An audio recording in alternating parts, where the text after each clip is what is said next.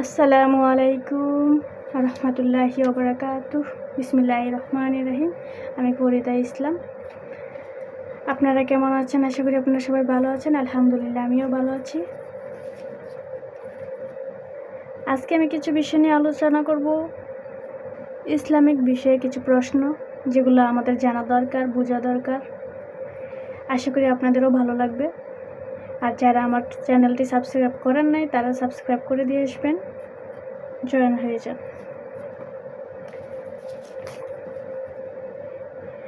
বেশি কোনো কথা বলবো না, শুরু করলাম ইসলামিক কিছু প্রশ্ন।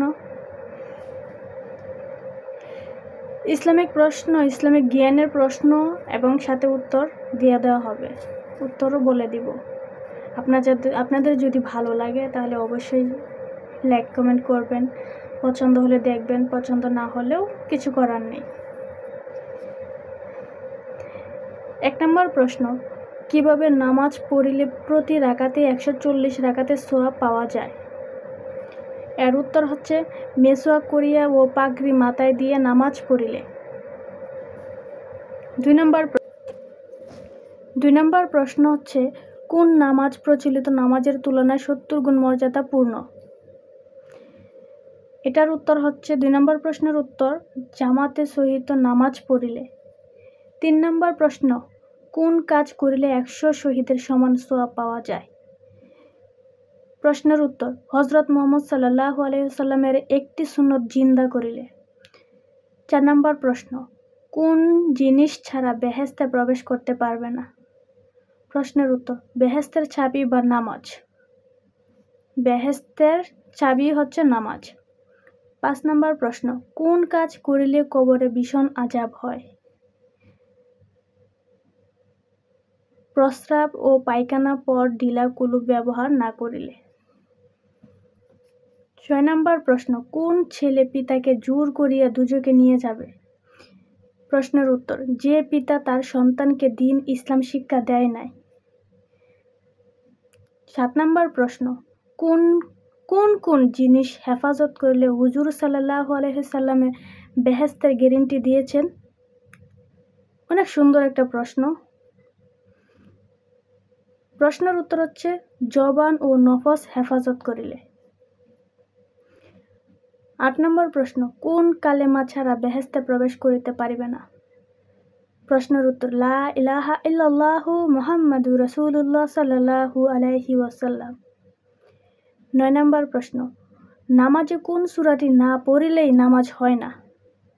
আমরা অনেকেই জানি, অনেকেই জানি না। কোন সূরাটি না পড়লেই নামাজ হয় না? প্রশ্নের উত্তর প্রত্যেক রাকাতে নামাজে সূরা ফাতিহা না পড়লেই নামাজ হয় না।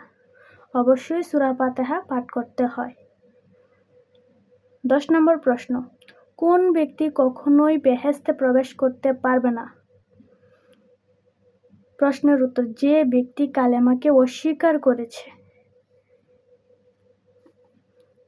11 নম্বর প্রশ্ন, কোন মাসে একটি ফরজ আদায় করিলে অন্য মাসের 70টি ফরজ আদায় করার সওয়াব পাওয়া যায়? প্রশ্নের উত্তর রমজান মাসে। 12 নম্বর প্রশ্ন, কোন রাত্রিতে ইবাদত করিলে 1000 রাত্রি ইবাদতের সওয়াব পাওয়া যায়?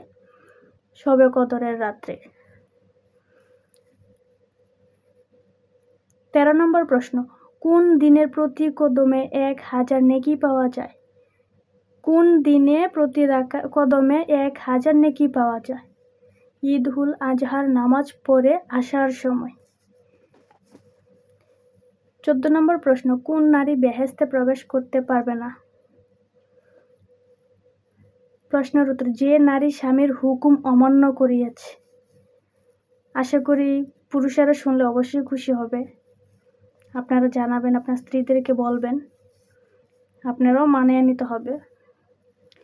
15 নম্বর প্রশ্ন, কোন কাজ করিলে নারী হজের চেয়েও বেশি সওয়াব পায়? প্রশ্নের উত্তর স্বামীর হক পুরাপুরি আদায় করিলে। 16 নম্বর প্রশ্ন, কোন স্ত্রী লোকের দোয়া আল্লাহ তাড়াতাড়ি কবুল করেন? সতী স্ত্রী লোকের দোয়া। যে নারীরা লোকের দুয়া আল্লাহ তাড়াতাড়ি বেশি কবুল করে।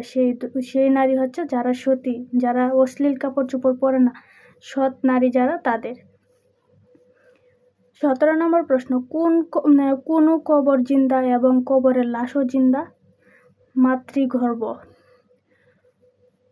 18 নম্বর প্রশ্ন, কোন দোয়াটি পড়িয়া রুজিতে বাহির হইলে রুজি রোজগার বৃদ্ধি পায়? আয়াতুল কুরসি। আয়াতুল কুরসির ফজিলত অনেক। প্রতি 5 ওয়াক্ত নামাজের পরে, ফরজ নামাজের পরে যদি কোনো ব্যক্তি আয়াতুল কুরসি পাঠ করে, আয়াতুল কুরসি পাঠ করার পরে যদি তার ওই নামাজের পরে যদি তার মৃত্যুবরণ হয়, তাহলে নিশ্চিত তার জন্য জান্নাত। 19 নম্বর প্রশ্ন, কোন সূরাটি প্রত্যেক দিন সকালে পড়িলে মানুষ ধনী হইয়া থাকে? সূরা ইয়াসিন। 20 নম্বর প্রশ্ন, কোন দিন একজন মুমিনকে ইফতার করাইলে সমস্ত উম্মতকে ইফতার করানোর সওয়াব পাওয়া যায়? উত্তর হচ্ছে আশুরার দিন। আমি মূলত 20টা প্রশ্ন সাথে 20টা প্রশ্নের উত্তরও দিয়ে দিয়েছি। যদি আপনাদের ভালো লাগে, এরকম ভিডিও পেতে আরও দেখতে চান, তাহলে অবশ্যই কমেন্টে বলে যাবেন। ইনশাল্লাহ আমি চেষ্টা করব আপনাদেরকে বলে দেওয়ার, জানানোর। আর যারা এখনও পর্যন্ত আমার চ্যানেলটা সাবস্ক্রাইব করেন নাই, আশা করি সাবস্ক্রাইব করে ফেলবেন আর আমার জন্য দোয়া করবেন। ইনশাল্লাহ আমি ভালো ভালো ভিডিও আপলোড দেওয়ার চেষ্টা করব, উপহার হিসেবে দিব। আর আপনারা সবাই দোয়া করবেন আমি যেন ইসলামের পথে চলতে পারি, থাকতে পারি। আজকে এই পর্যন্তই। আল্লাহ হাফেজ।